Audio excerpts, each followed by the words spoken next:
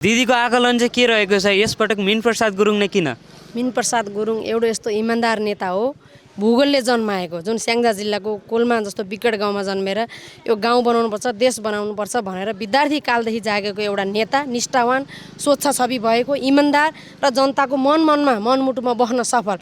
यसभन्दा अगाडि पनि उहाँ प्रदेश सभामा माननीय भएर धेरै विकास निर्माणका कामहरू गर्नुभएको छ, जनताको मनमा बस्नुभएको, जनताको मनमुटुमा बस्न सफल रहनुभएको छ। उहाँको एउटा बोली, उहाँको स्पष्ट बोली, उहाँको हँसिलोपन, इमान्दारिता, नैतिकताले गर्दा नै स्याङ्जावासी क्षेत्र नम्बर 1ले मिनप्रसाद गुरुङलाई प्रतिनिधि सभाको उम्मेदवार बनाएको छ।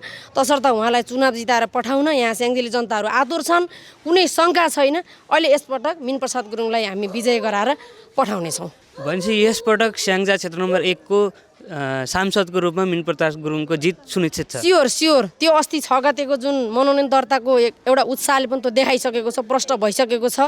तर पनि हामी लाग्दैछौँ, जनताको घर दैलोमा लाग्दैछौँ। हामी मिनप्रसाद गुरुङलाई जिताउन हामी आम कार्यकर्तादेखि लिएर युवाहरू, महिलाहरू सबै आफ्नो क्षेत्रबाट खटेका छौँ र उहाँको जित सुनिश्चित छ। जसरी पनि हामीले जिताउनुपर्छ।